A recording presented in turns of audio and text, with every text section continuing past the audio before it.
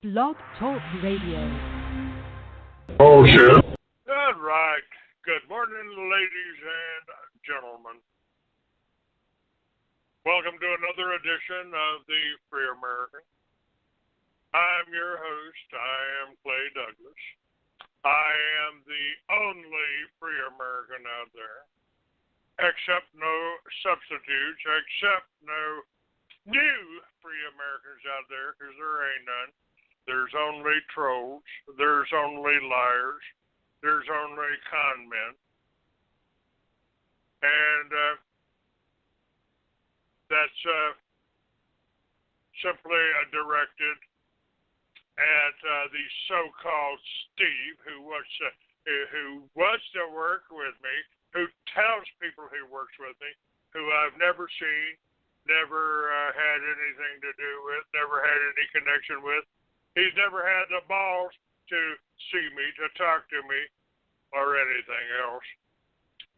And there are people out there that I've called trolls that have seemed to oppose me, but that may not necessarily be true, because you can disagree with me, and it can be done intelligently. It can be done with a little bit of class. And with that being said, let me introduce Markov, who we've talked to several times, who has been out here and who has given me his phone number, given me his location. Welcome, Markov, to the Free American. Morning, Clay. Yeah, let's try to get your volume up just a little bit. Clay, how's this? Yeah, that's a little bit better, bud. Yes, the connection here is not the greatest. Yeah, well, Roswell is on the Badlands of New Mexico. Yes, Clay, they are trying every day to make it worse and worse. There's so many blank spots and dead spots. You take 4 steps, 5 steps, and cell phone servers drop. Yeah, it just got a little louder there while you were talking, so I know that area pretty well. You know, I lived for 8 years right there, about 10 miles from the Trinity site. I owned the north half of Bingham, New Mexico, the only 2-house town still on the map in New Mexico. Yes, I believe you were the sheriff and the mayor of this small town, correct? Yes, there was nobody else there. There was one lady that on the south side. I think she went through 3 husbands while I was there, 2 or 3. I could be wrong, but that's. Someone has to take the law and order right into their hands, Clay. Yeah, and I did that. When if there was an accident there, people came there to me, because they just couldn't wait that long for the sheriff to get out there or the police to get out there from Socorro. Oh, yes. It's quite a distance. You know, I had a neighbor, Mr. Rye, I believe was his name. He slept through the first atomic bomb blast there at the Trinity site. He woke up one morning and there was guys out in the front yard in radiation suits, and he went out in the front yard and said, "What are you boys doing out here?" They said, "We're checking for radiation, Mr. Rye." He said, "There ain't no radiation out here. We don't even have a radio." But yes, it was a pretty nice gig, you know. Every time they had a test or an operation out there at White Sands, they paid me to go into town and do my shopping. Well, yes, they don't want you to be around when they see. I've noticed around here they mainly stick to whenever they are testing or something like that, it's usually done on a Wednesday between 7 and 9 p.m. I guess they figure at that time most people are inside eating dinner or something, but I always found it strange. Yeah, I'd go into Socorro on that day and do all my shopping, do my radio show in the morning, had a little cafe down there on the square, and I'd work pretty well until I moved to Phoenix to do Writers Exchange. And they, of course, and I overstepped my bounds. I referred to 9/11 on the radio as an exaggerated case of Jewish lightning and put building number 7 on the cover of my March issue.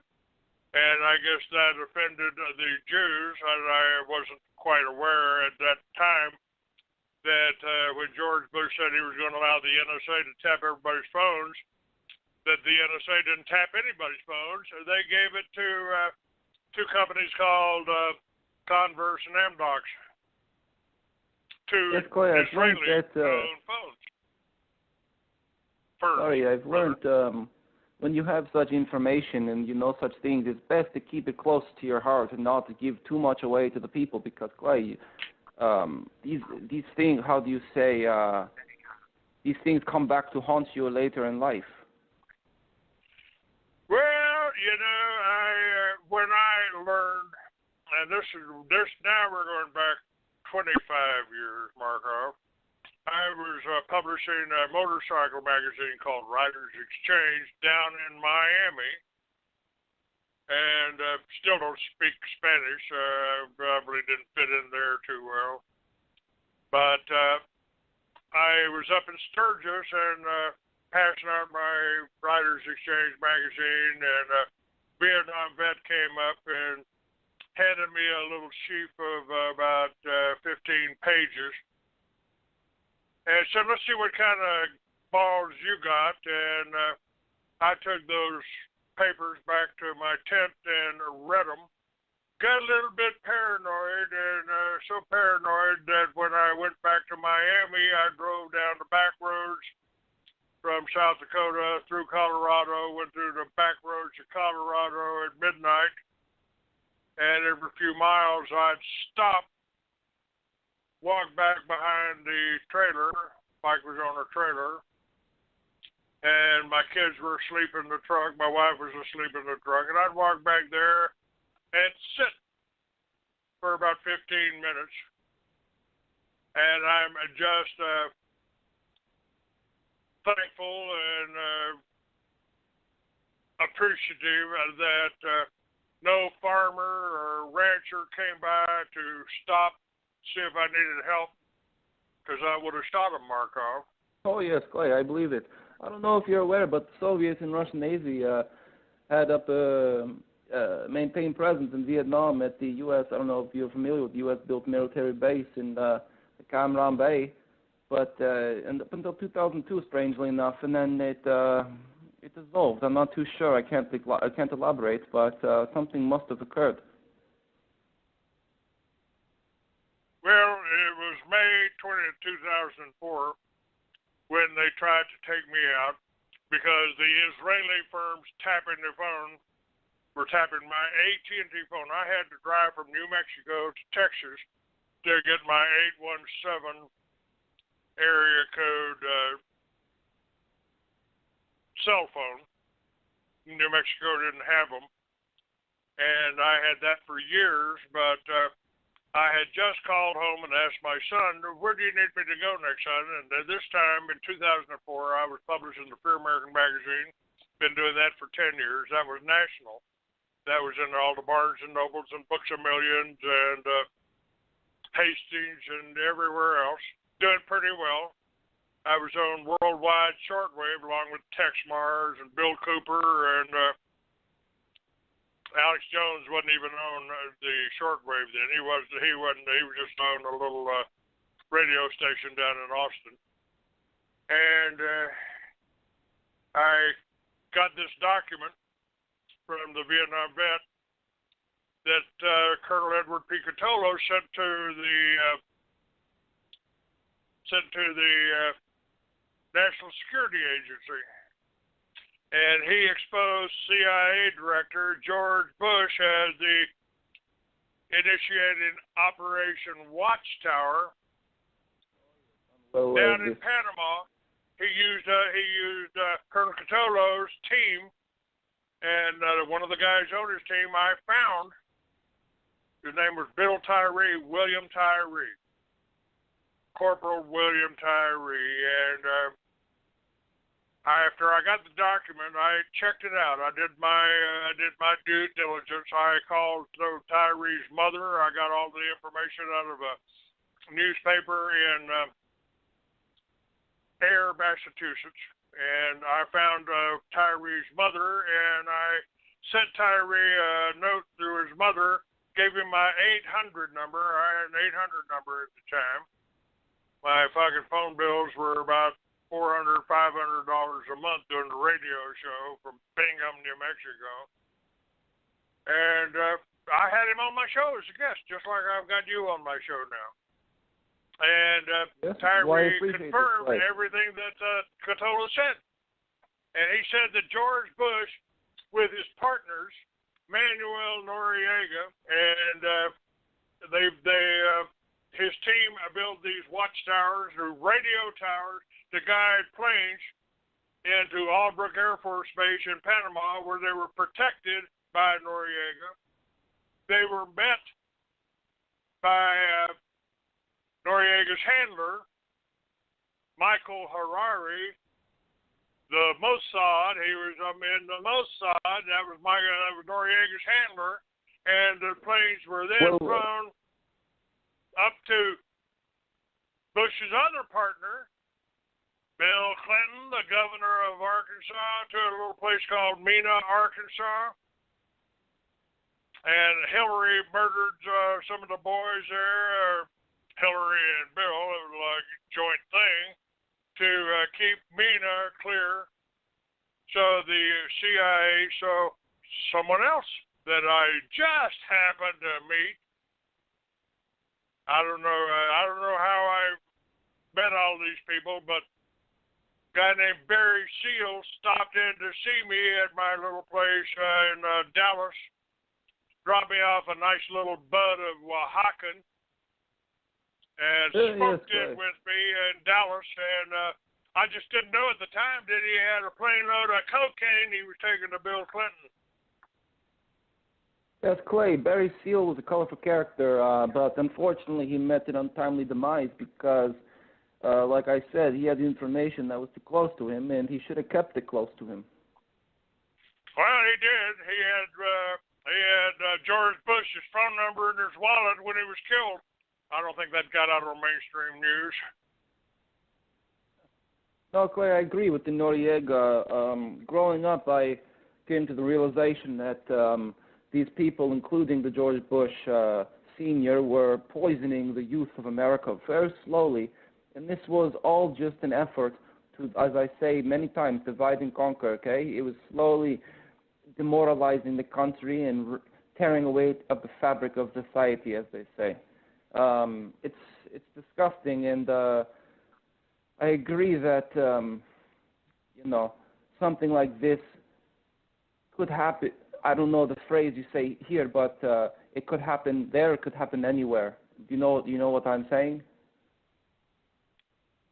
Yes, that's one of the oldest maxims in warfare: divide and conquer.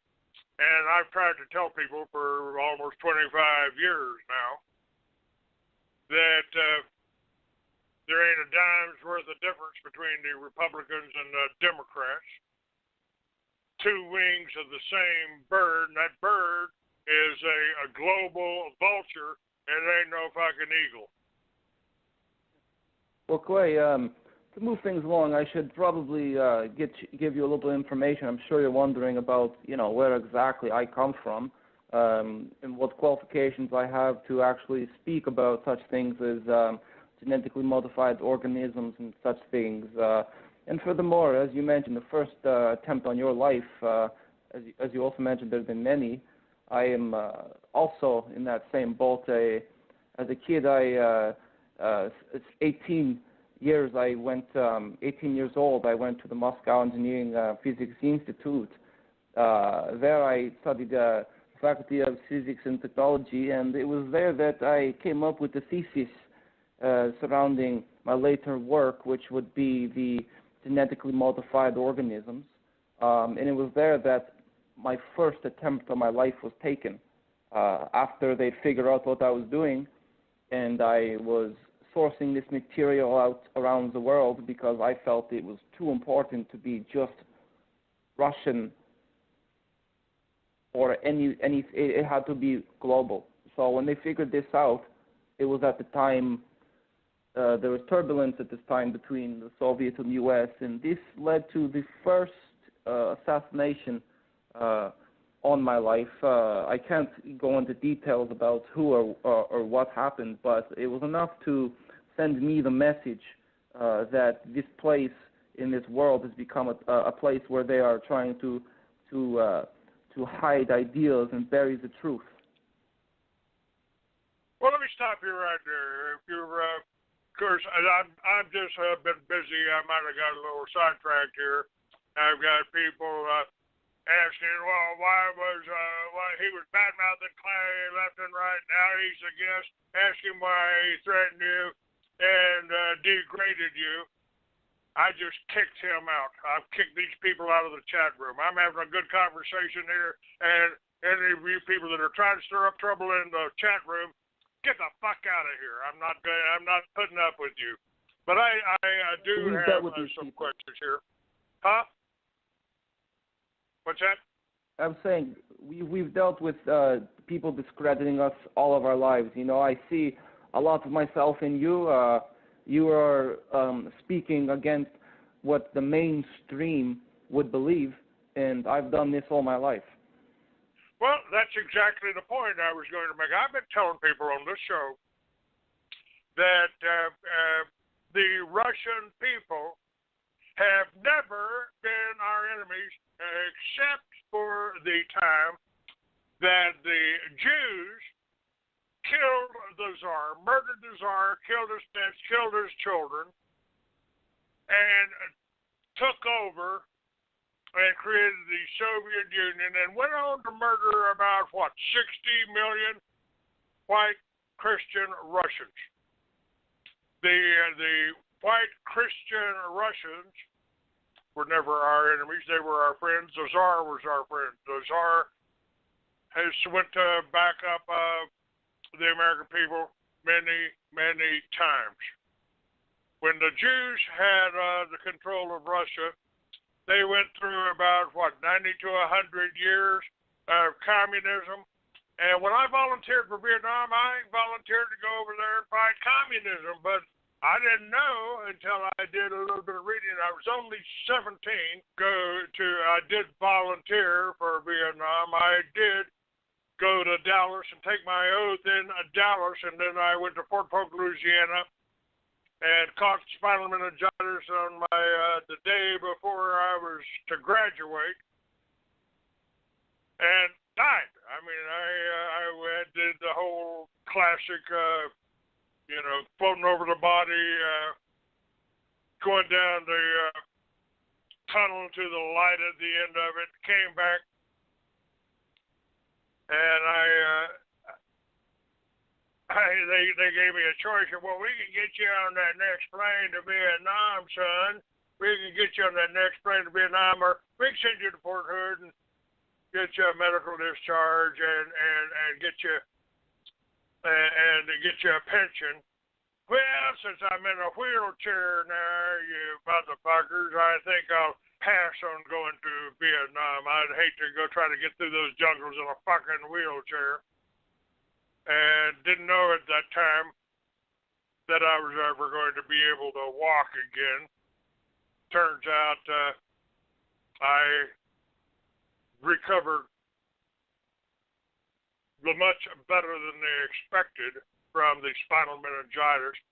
But for you other trolls out there that ask me why I'm wearing a Vietnam vet's cap when I didn't go to Vietnam, it's because I did try to go to Vietnam, and I support the soldiers that were wasted by that fucking traitor Johnson. And that's why I wear the Vietnam vet's hat, because I am a Vietnam era vet. I didn't have to set foot to fight the war. I fought it here, and I'm still fighting it here. And if you don't like that, if you don't like me wearing that Vietnam vet's hat, come try to take it off of me, you ignorant son of a bitches. Yes, Clay, I publicly admitted that, this false information that I provided for your chat room was just that, false information. Now, I'm also wondering that, I'm thinking that it is, when I had heard that the bird watchers of mine had gone so far as to cause conflict at your home with the woman you live with. This angered me, and I felt untoward them, and that is why I had called off the operation. This was not our goal, and I feel that these people just went too far in their attempts. Well, they have, and you can motivate people, or you can guide people, or you can use people, but you can't stand over their shoulder and micromanage them. And it depends on the character of the people you're using. And I respect your methods. I respect where you come from, and I respect the way you've conducted your operation here. I don't respect Steve, who I believe is one of Howard Stern's Jewish fucking trolls. And if I ever get a chance to meet Steve, I will conduct myself a lot differently than I do with you. So I would not even go far as to give him that much credit to say he is one of Howard Stern's trolls. I'm not too sure where this person comes from, but as far as I'm concerned, what they say is meaningless. He has not impeded your progress in the show. He has not discredited you. He is just trying to tries to get a rise out of you. Yeah, well, it really don't work. He hasn't affected me none. I got to meet a lot of he got names of some of the restaurants. All the information he gave of the restaurants in Big Spring are wrong, but I met all the restaurant owners. He used the name of the police chief here, had somebody posing as the police chief here, and I met the police chief. Nice guy. Chad is a nice guy, and he'd love to meet Steve too. I told him, well, I'll be glad to deliver him if I run across him. So, Clay, let's not get too off topic. Let's not get too off topic. I agree. Let's get back onto the topic. You originally came from Russia. Now, what I believe is happening right now, and I want your opinion on this, is if we'd had Hillary get into office, we might have stood a good chance of going to war with Russia. I think with Trump in office, the chances have lessened considerably. And I don't think we should be going to war with Russia. I think we should be working with Russia to counter these bankers, and that's exactly what the BRICS nations, that's Russia and China and Brazil and a few others, have been trying to do. I totally agree, Clay. There's different agendas. We were familiar with Hillary's agenda, and as you know, and as you've pointed out so frequently on your show, who were Hillary's backers, right? Who was the financiers, the funding of the campaign? They've got a certain agenda, and Clay, as you know, the main agenda of these people, I won't name them, but the Jews, is global domination and how to control. There's too many people. They need to lessen the people. They need war. War makes money. These two That's right. superpowers, And U.S. by the way, and Russia. this is why the reason they started coming after me at first, and I really couldn't figure out why they were so down on an old fucking biker from Texas. I mean, I'm just Clay Douglas, man. I ride a Harley, so fucking what? But I also read the Protocols of the Elders of Zion, and if you want to know what the New World Order is, read the Protocols of the Elders of Zion. It's a blueprint for the New World, for George Bush's New World Order, and fucking George Bush is a Jew. You can find the Bushes listed in the Jewish Guide for Soldiers and Sailors for World War II. Prescott Bush was a Jew, his sons were Jews, and that's the whole story.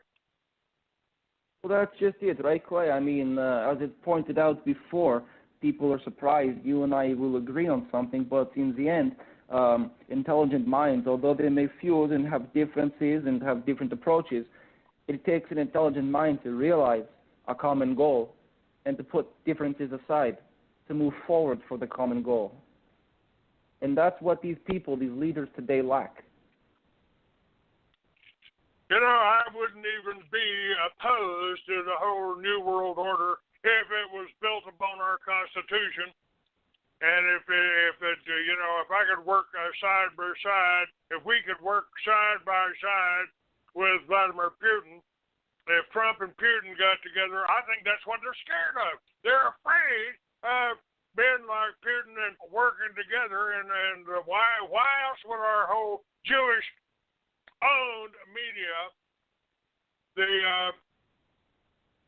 why would they be so down on Trump? He's the best president we've had. My career spans pissing off 4 presidents, and I opposed 4 presidents. Now I got one I like, and suddenly the whole mainstream media is against him? What the fuck is wrong with that, Markov?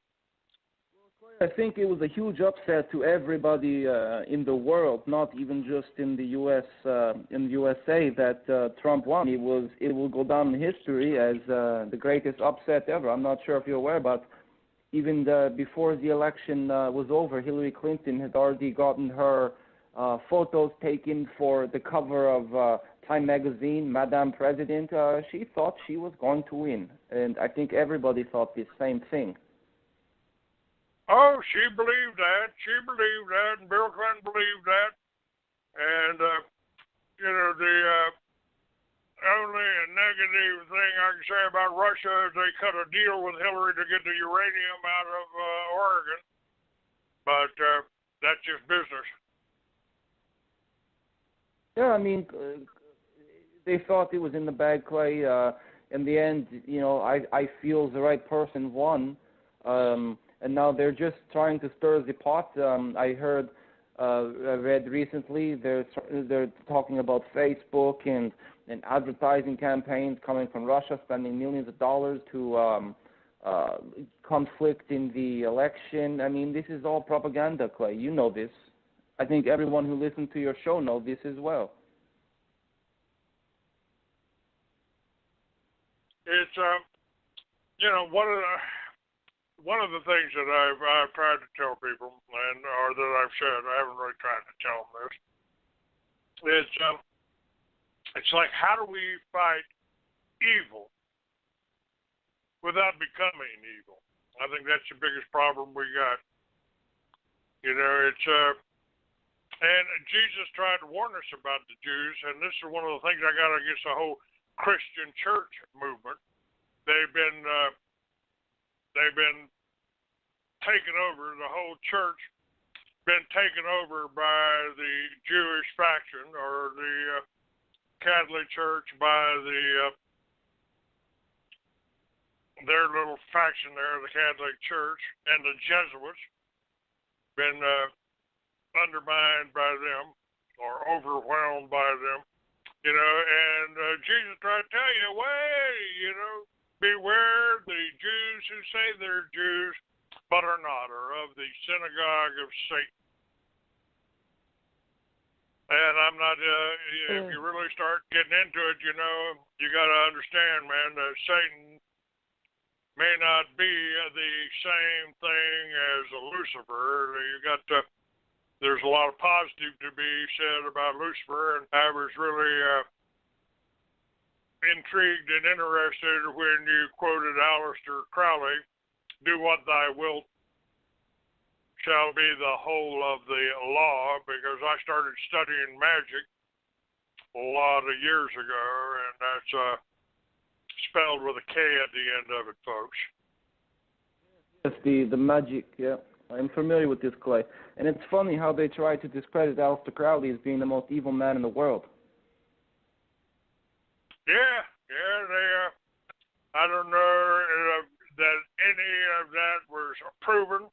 That just, again, painted in evil, you're a devil worshiper. No. If you look at that, Lucifer was the son of the light, and that may have been there's a lot more to it than you can believe. I'm not going to get into it now. We're strange topic, Clay. Yes, sir. Go ahead. I had a point I wanted to bring up. I was thinking yesterday as I was trying to collect some thoughts for today's discussion, but I thought it was very ironic that as I was studying in the university, coming up with the thesis for what would later turn into the structure of my project today, I came up with the phrase in Russian "Svoboda chesnya," which translates to English as liberty living. And then I find out you have a movement as well as Liberty Village. It just dawned on me that the foundation of every civilization in the world was the self-sufficient family farm. And if you can grow your own food and generate your own power from what God gives you, the sun and the wind, then you don't need the governments and you don't need the churches for nothing. And Jesus told you, you can do what I do and more. In other words, you don't need the churches. I just gotten out of prison. I've just written my first 2 books, and I was at my sister's house, and she said, "Well, son, I want you to meet my preacher, my pastor." And I said, "Well, you've known me your whole life, so if you want me to, I'll do that. Don't think it's a good idea, but okay." And he came in. "Well, have you been saved?" I said, "I don't know, man. What does that mean? What are you talking about?" "Well, have you accepted Jesus as your Lord and Master?" I said, "Well, I haven't really accepted anybody as my Lord and Master. But let me ask you something, preacher. There's an Aborigine that lives in Australia, never seen a white man, never read the Bible. He takes a mate. He has 2 children. He teaches them how to hunt, how to fish, how to find water out there in the desert. He's a good man. He dies. Does he go There's a phrase, Clay. hell?" Phrase in Russia, just one quick thing. You give a man a fish, he eats for one night. But if you teach a man to fish, he eats for the rest of his life. Yes. Anyway, the preacher said, "Yeah." Well, I said, "Does he go to hell when he dies if he hasn't accepted Jesus Christ as the Lord?" "Well, yes, he does." And so I just stood up, took him by the tie, walked him to the door of my sister's house, opened the door, and threw his ass out. Closed the door. My sister came back in and said, "Oh, where's the preacher?" I said, "Oh, he had to leave." And I think that was 45 years ago. I maybe have talked to my sister more in the last month than I had in that 45 years. Wanted to make sure she was all right in the hurricane. But hopefully she's okay. Oh yeah, she's all right. just put a little protective spell around her home and her family. She's all right. But at any rate, it's there's a lot more to it. Magic is simply the way that Jesus talked. God is within you. He's within all of us. There ain't no exclusivity on the deal. And smallest child knows good from evil. And we can work together. One of my best friends, and didn't hang around him too much because he had a few little disgusting habits that I didn't like. But Jack Hara was Jewish, and he did more for the marijuana movement, for the hemp movement than any other person on earth. He wrote "The Emperor Wears No Clothes." You can still read it on my website, freeamerican.com. I'd have to search a little bit. It's got moved down to near the bottom of the page. But he said, Clay, if you were being sent to a deserted island and you could only take one thing with you, you should take a hemp seed with you, because with that you can feed yourself, you can build your shelters, and you could catch a nice buzz with it. You know, it's and I wrote some books about it when, again, 45 years ago when I was in prison. I wrote the Solomon series that I've just got a little bit of editing to do, and I'll bring that books out. Talks about the United States when 46 states legalize marijuana. They abolish all laws against victimless crimes. And there's 4 states that don't, to keep the same laws that they've got today, and keep throwing they still throwing people in prisons in those states. I wrote it as science fiction, but it don't sound like a science fiction anymore. I was 50 There's a lot of years truth and fiction ahead of my time. A lot of truth and fiction. It crazy. There's more. My fiction is easier to believe than my true stories.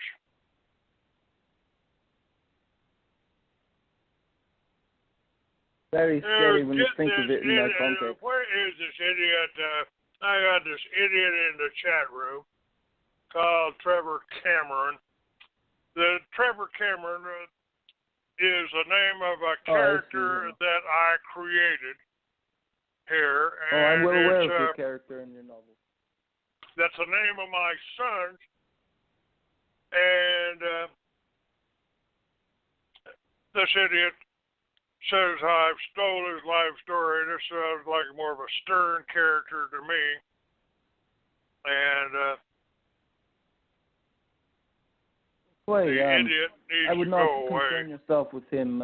He has not been, as you can say, he's not been trained in the art, because what he says lacks any substance. But I find it very interesting how you have mentioned your friend telling you to bring the hemp seed with you, because as you know, Clay, the hemp and the marijuana strains today, these are hybrid strains that were created. I'm sure you're well aware that the strains you had in the 60s, probably 10% as strong as the strains you have today. Yeah, we just had dirt weed that the Mexicans brought up from Mexico down here in Texas anyway. Yes, I mean, everything today, this is what I was trying to communicate in the chat room the other day, is that these hybrids are the future. The genetically modified organisms that I am working with today, that we are working with. I don't know if you've received the images I had emailed you this morning, just so you can wrap your head around what we are trying to do. There's been some failures and there's been some success, but in the end, the goal is to have what they're trying to do now, Clay. I'm not too sure if you're aware, but they're growing these genetically modified organisms to harvest organs. That is the main goal of what these scientists are trying to do, prolong life. Okay, and now the thing with prolonging life is it's first of all some would consider unnatural, and I can put it to you in the easiest terms of imagine for a second there's in a forest a beautiful pond, and on top of this and there's teeming life in the pond. There's minnows, fish, frogs, but slowly but surely on top of the pond lily pads start to grow. They start to cover the surface of the water until no light can get in and all life forms die. This is what is currently happening in the world. There's too many people and not enough resources, so they're trying to prolong life. I find this, hey, in the long term, this is not good. What we try to do is we try to make this meat which will resist any of any bacteria where it can last longer and it can be made more frequently. It's some would say unnatural, but to evolve, some things may be unnatural.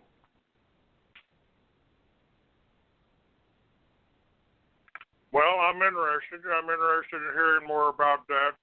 And one of my books that I haven't put back out or released yet, talking about Lucifer being alive today, riding a Harley today, and how he's still alive today is because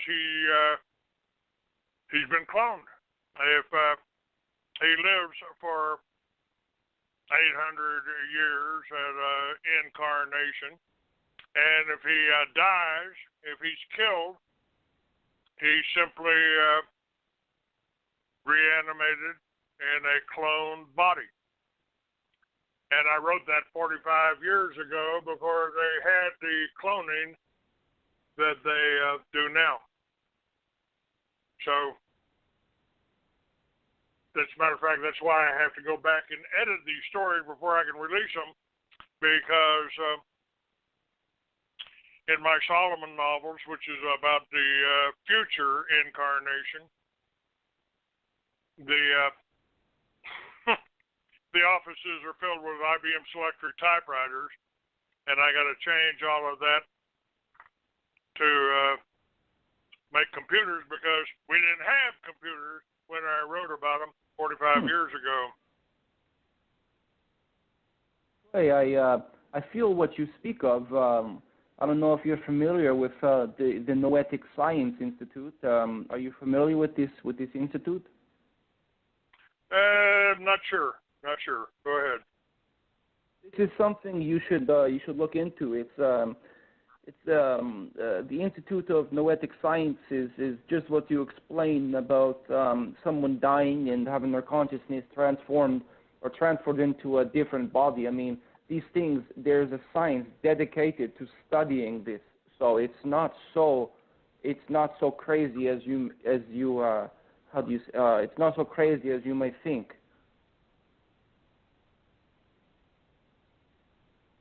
Okay. I mean, I could explain it, but I feel that you are the kind of man who would prefer probably to read on your own and come to your own conclusions rather than me tell you what it means. I'd be more interested to hear about it. Okay, I posted in the chat. It's called Noetic Sciences.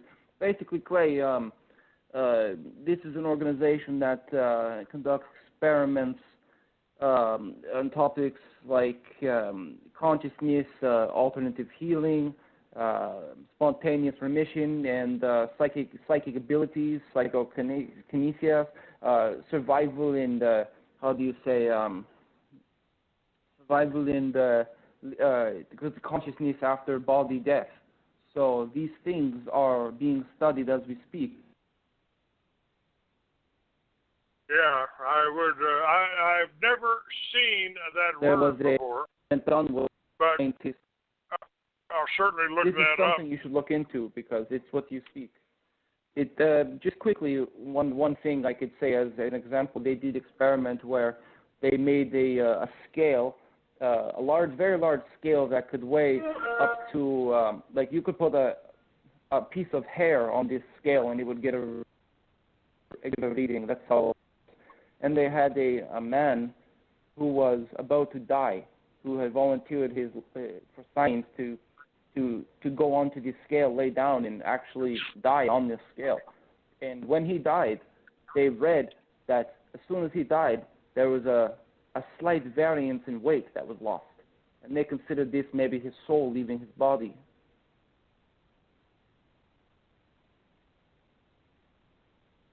Interesting. Noetic Sciences. I will be examining that over the weekend.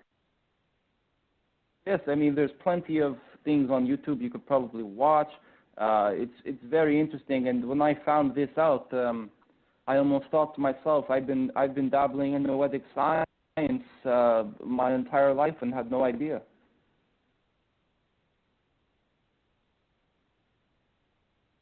Now, yesterday I prayed a little bit. I looked a little bit into. There's a number of things on the internet about September 23rd. Oh yes, the Nibiru crashing into Earth. I'm well aware of this. I didn't. After looking at 2 or 3, Steve Quayle did a pretty good bit, but still nobody. And all the things I went through, I still couldn't determine what was supposed to happen. I don't know. I'm not too big on the future. However, the things that I wrote 45 years ago are happening today. So it's strange, Clay. It's funny, like I say earlier, you know, we're much alike in the fact that we speak these things years ago, and we look like maniacs to people. They think we're crazy, but in the end, it you know, who are the crazy ones? Well, that's true. That's true. And you know what we've got today, if we'd had it in our possession 100 years ago, we would have been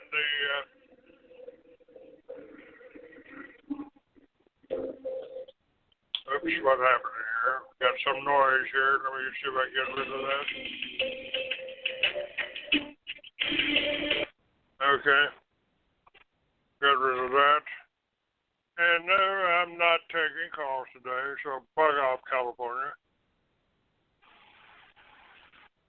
Okay. Clay, you may find it strange that after I had filed my patent in 2002 for my organisms we've been working on, in 2005 there was a bill passed in U.S. Congress and signed into law by none other than the President Bush, and it contains specific wording forbidding any patents on human or human embryos, basically saying that to go in and do anything I'm doing will be illegal.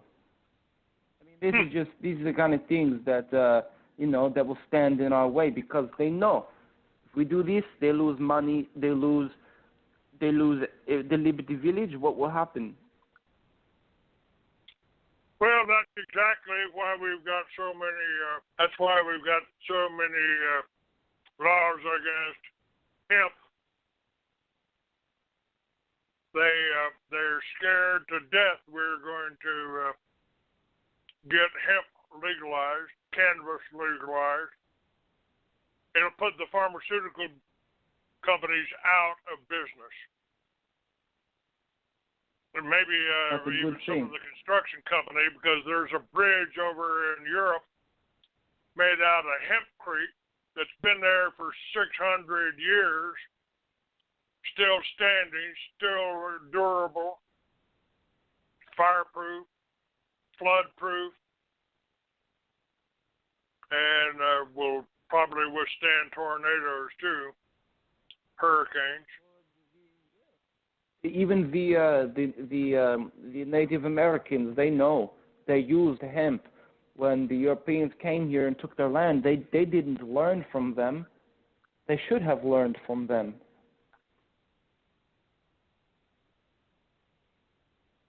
They should. You know, talking back about my Liberty Villages, I looked at a lot of structures for Liberty Villages. I thought about doing little cabins and all that. Tiny Texas houses, for example. But I came up with teepees. I wanted to make the Liberty Villages out of teepees. What better way to catch the sun? And now we've got materials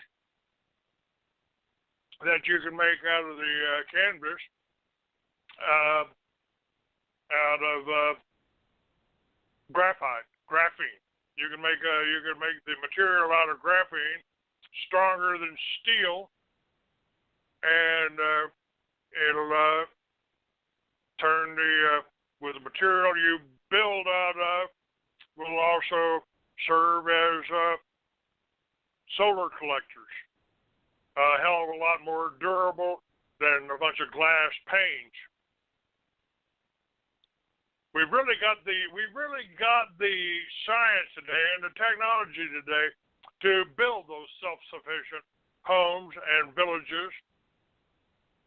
And matter of fact, I just saw I happened to turn on the TV for the news, and there's a company right here in Texas that's producing water right out of the air. Don't have to have pumps, don't have to dig wells. They just produce it right out of the air. Very strange you say this, because I thought to myself the other day in the lab we had a dehumidifier machine, something very simple, and this machine just take water from the air.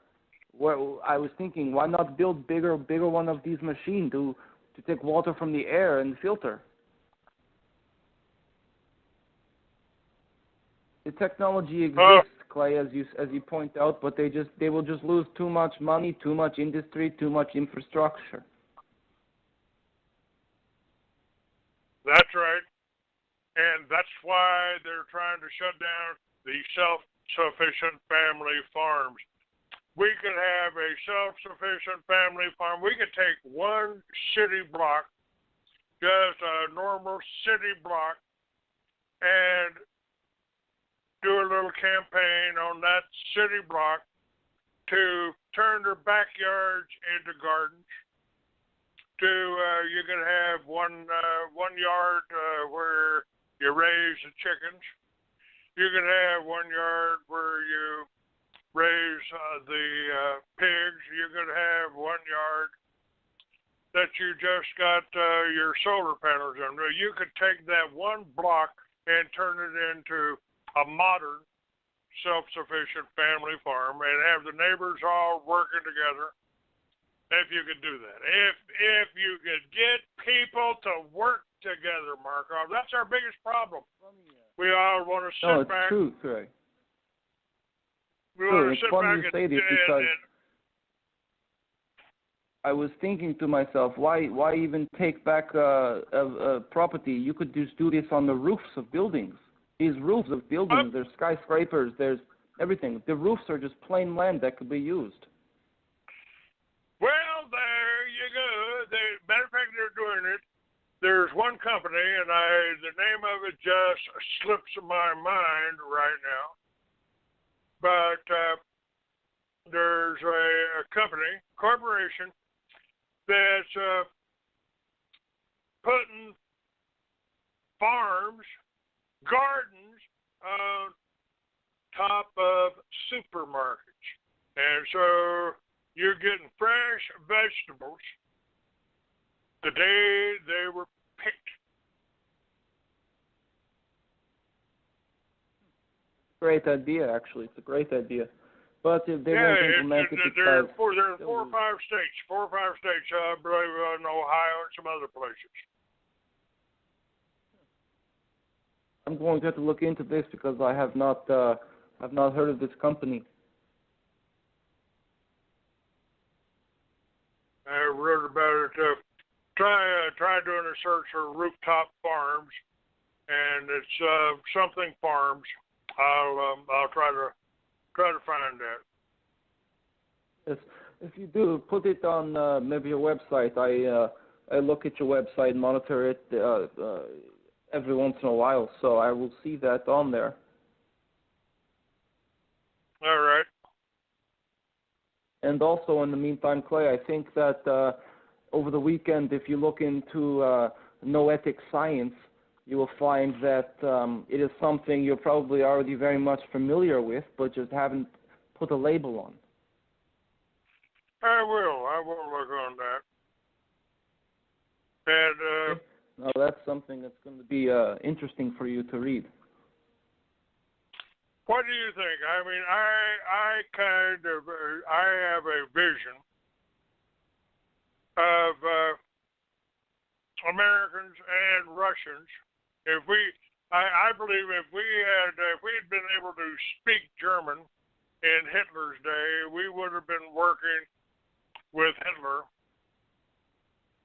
And I think if we were able to speak Russians, or the Russians were able to speak English, that if we can work with the Russians today against this whole banker system, if BRICS was financing a movement in the United States for the self-sufficient family farms, where we were suddenly the money that we've been paying for power was going right back into our block cities, our neighborhood organizations, we would be able to finance a movement of liberty villages, all by ourselves, wouldn't we?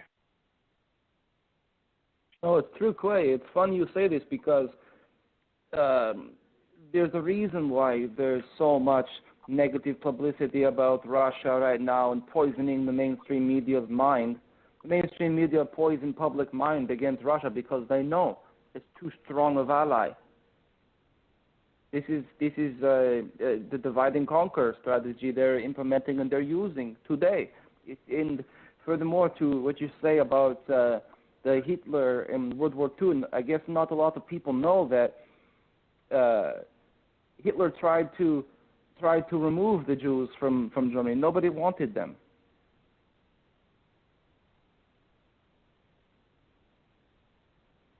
Well, I guess they're trying to set up their old country there in the Ukraine. They came, that's where their old country was, in that old area there. And they were robbers and rip-offs and highwaymen there. And then finally, Russians got tired of it and moved them out.